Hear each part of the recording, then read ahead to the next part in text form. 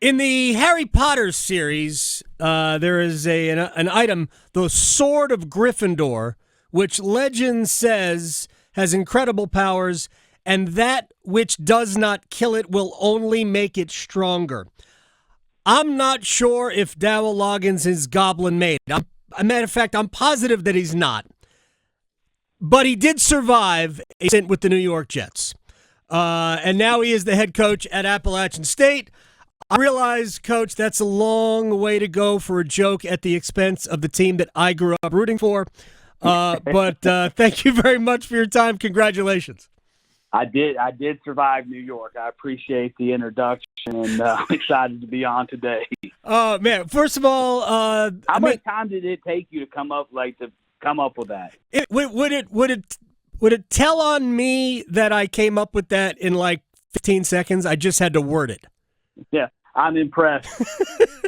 I'm a big fan of Harry Potter. The books are better than the movies. I don't know if you're a reader, but I've always thought that when it comes to the book or the movie, there are very few situations where the book isn't significantly better because it can go into greater detail. And the Harry Potter books are just so good. I haven't read them, but I'm going to take, with your conviction, I'm taking your word for it. All right. Well, thank you very much. Don't blame me if it doesn't go well. All right. So I'm curious. What a couple of years at Arkansas, last 2 years at South Carolina, but your background is in the National Football League. So what drew you to Boone? Tradition, history, winning, and it was came out of, just go through the process. And like you said, spent 17 years in the National Football League, and went to, when I left the Jets, I'd been, you want to be in a place where you have a chance to win, you have a chance to win. I was and just the way it went down, I was kind of not burnt out on the NFL, but frustrated with, you don't get to pick your own players. And there are things that the college game offers you that the NFL doesn't. So you're looking at this thing like, what's next? And had a chance to stay in the NFL if I wanted to at a couple of different places. And I right down the road was Penn State, and a good friend James Franklin was the head coach there. Mm-hmm. We were together when he was at Vanderbilt. I was with the Titans, so we became good friends and became kind of a mentor to me, and learned a ton of football from him. Watched him operate. I'm like, how does this man win 9 games every year at Vanderbilt? Which is amazing. So I was like, look, every good coach wants to learn from other coaches. So I spent as much time watching him as I could, and used to go over there and talk to him about recruiting. I was so intrigued. I'd never coached in college with a recruiting model. So he had a job at Penn State, and he offered me a job. So I stayed there for about 4 months. And then I was there, and I'm like, hey, you know what? I really enjoy this. About June, Sam Pittman, who I'd never met in my life, calls me and offers me a job. And I'm like, it's at my alma mater. And he's like, right. Hey, this place needs you.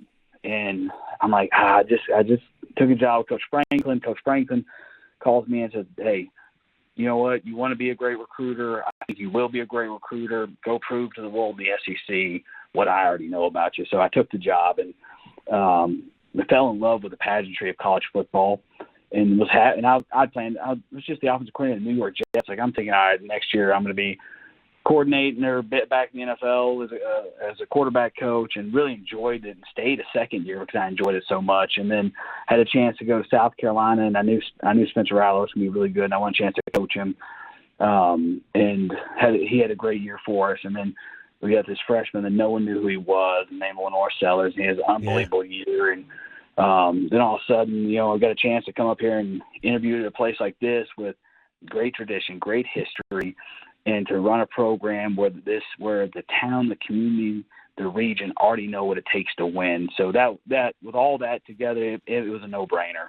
You said that the toughest part of leaving South Carolina was saying goodbye to your quarterback. What made it so? I mean, there are great players everywhere. I'm just curious. Yeah. What made it so difficult?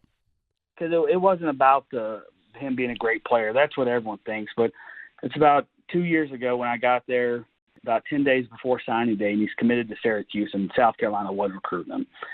And he took a chance on me in 10 days. And he told me, he said, Coach, I came to South Carolina because of you.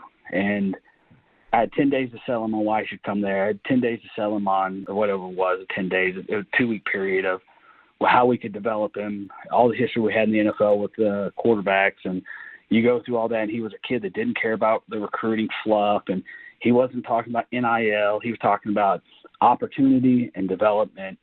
And so you go through that, and he had an opportunity to learn behind Spencer. I was really hard on him for a year. He laughs about it now, but I used to throw him out of practice. I used to rip him and trying to get him battlefield hardened for what it takes to play quarterback. And, then this year didn't start off great this year. It was choppy the first couple. We were choppy against ODU, and after the game, he's like, "Coach, I was nervous." And I was like, "I knew you were going to be nervous. You shouldn't be playing as a redshirt freshman, but you'll get better every week because that's the type of kid you are." And we went through – it wasn't the cleanest first 3 or 4 weeks of the season, and there was doubt in his mind. And to win the way we did the last 6 games of the season, to see him improve the way he improved every week, and we were partners in his development. We were together, and we were tied at the hip because every fan, every critic, they care about the offense coordinator and the quarterback, right. And we knew that. And we were tied together, and we just kept getting better every week, and credit to him. And so when it was that, they asked me, said, "Hey, any doubts you have about this place?" I said, "Absolutely not." I said, "The only thing I'm scared about is I got to call this kid who I love, and I know how good the player is, but I love the kid, and tell him like, hey, I'm not going to be there, and I'm going to take this job." And he was great. He understood. He knew about this brand, and of course we still talk to him every day. So that part was hard, and I was very fortunate to spend time coaching Spencer and Lenoris. Dowell Loggains is joining us here on the Adam Gold Show, new Appalachian State head football coach. I know James Franklin said you were going to be a great recruiter, and I trust that you are. I will say that if I've been to Columbia and I've been to Syracuse, it probably had nothing to do with the fact that there are about 55 days of sun a year in Syracuse, New York. It is like the cloudiest place in America, I believe. They actually told me that I was in a cab coming from the airport to the campus, and the cab driver told me we get about 55 days of sun a year up here at Syracuse. But that's a place also with some great tradition as well. Dowell Loggains joining us here. Your background in the pros, you talk about, you thought you would go back to the pros. In some ways, isn't the pro game coming to you? Isn't it coming to college now? How is it going to work? We're there. In front of me right now, I've got a collective roster. I've got NIL numbers. I've got roster allocation, money allocation. The role of the head coach in college football now is the general manager of the NFL.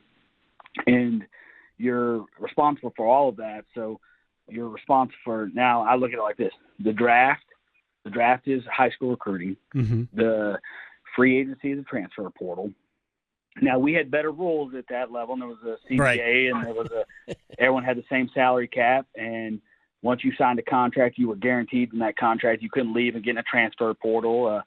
An agent couldn't call your player and start trying to collect them at a different school. So there's still things that we have to work on, but it is very much an NFL model now with roster allocation, money allocation. This is the farm system of the NFL at this point. Oh, there's no question about it. I've talked about this with former ECU coach Steve Logan, who spent years not only coaching at East Carolina, but also as an assistant coach in the NFL. Tampa Bay Buccaneers. Oh my God! 49ers. Great coach. Great mind. You should talk to him. He is he is a lunatic also, by the way. A brilliant one. He is a savant. There is no doubt about it. So pick his brain about it. But I'm curious. You say you have all these things in front of you. So I know you're competing in the Sun Belt, and in a way you're competing within the group of 5. But App has different plans, if you will. Different hurdles to cross, thresholds to meet. They want 10-win seasons. They want to compete. And now, and I've talked about this with coaches at that level, because there is an automatic inclusion for somebody in the college football playoff, that like the stakes have even risen higher. How do you compete at that level with knowing that everybody in the Power 5 or Power 4 rather is going to be awash in cash pretty much. Yeah, well, we have an unbelievable tradition here. We have an unbelievable brand, more importantly. We have the best game day atmosphere in college football. And we have an unbelievable history of tradition and winning. We have an unbelievable alumni base. We have a lot to sell here. And we're worried about running our race and no one else because that's the type of brand we have. It's why you come to a place like App State, is because you don't have to compare yourself to everyone else. We're not going to let anyone define us that way. We're going to play the people we have on the schedule, and we expect to win every game, and that's what the people expect here. Now, obviously, we've hit a bump. That's why I'm here, because it didn't go the way it had been. But with the resources we have, I'm excited about getting this place back to where it should be. Yeah, it's one of my favorite places in all of college football, and I've been to Happy Valley. You said you were there for 4 months. I don't think I would have lasted very long once you get to October. It's one of the coldest places I've ever been. But so I've been to a lot of really cool places. I was a Maryland grad. It wasn't so the atmosphere wasn't great there. But Kid Brewer Stadium, the Rock is as good as there is. In college football. What's your philosophy on scheduling? I'm just curious. App has always been one to we don't care. We'll go down to College Station and play. They were in Clemson this year and played there. What's your philosophy on that? Well, it doesn't matter what my philosophy. Doug does, our athletic director, does such a great job scheduling, and I know we talked about that when in the interview process. He likes to play in NFL stadiums. He likes to go to College Station and beat SEC teams. Yeah. He's had North Carolina come to our place, and we're a defensive stop away from winning a shootout against North Carolina. And even when we were getting ready to play Carolina the year before North Carolina, when I was at South Carolina, I remember watching that game, and I'm like, man, this place is rocking. This is awesome, and they're giving the Tar Heels all they want. I remember watching getting ready for Texas A&M, and I remember App giving them all they wanted. And I'm sitting there thinking, man, what a place, what an environment. And so that's what makes this place special. We look forward to those type of opportunities, and Doug's going to continue to grow our brand. And the only way to be the best is to play the best. So we get excited about those opportunities. That was I remember the game. I believe, if I'm not mistaken, that App scored 5 fourth-quarter touchdowns. Yeah, it was awesome. It was just the fact of now, as an offensive coordinator that's getting ready to play North Carolina, I'm like, well, hold on now, guys. We got to score some points because App just lit up the scoreboard. And we're expected to do the same exact thing, so we got a great challenge in front of us. Yeah, that was some kind of game to watch. It really was. Awesome. Just one more thing. I've asked coaches this all the time. And I'm just blown away by it. But when you get to the summer and you're scrimmaging against yourself, who do you root for? Do you root for the offense or the defense? Ooh, that's a good one. Thank you. And as an offensive coach, I hate the defensive guys. I hate they're arrogant. They run around. They got that little new seatbelt thing they do, like your strap. And they do it after every play. And I used to laugh last year, and our defense would do that stuff. And they attack, and I'm like, hold on now. When it's live, you're not getting Lenore Sellers down. Like, whatever, coach, it's a sack. So I was talking trash after the Clemson game to our defense, like, hey, I told you guys that wouldn't have been a sack. So this is before I knew about this one. I'm like, so I don't want to hear in spring ball, hey, Downey sacked, because that's not happening either.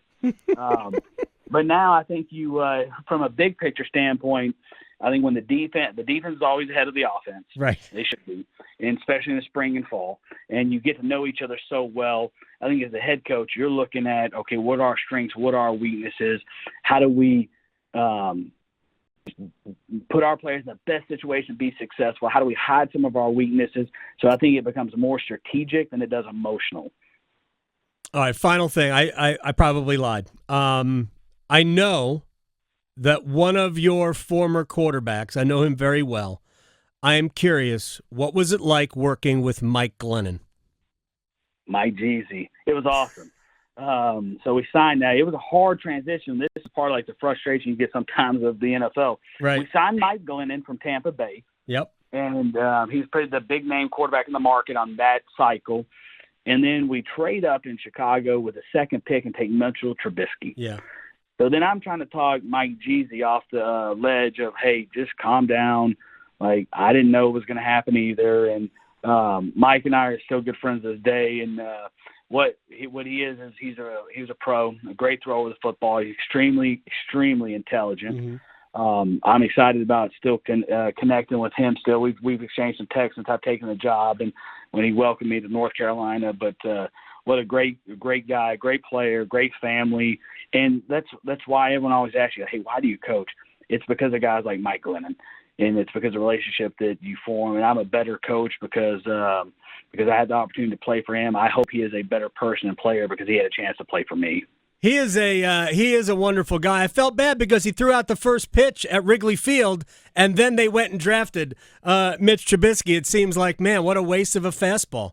But you know what?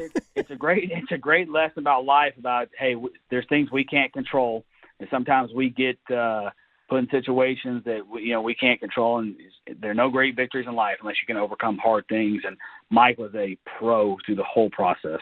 Dowell Loggains, App State's next head football coach. Now the current head football coach, not the next one. You are the one. I appreciate your time, sir. I look forward to catching up as much as we can during the season. I look forward to it, and I'm sorry about you being a Jets fan. No longer. I'm recovered. You've recovered. I've kicked the habit. Well, good. Congrats on that, and I appreciate you guys having me, and go App.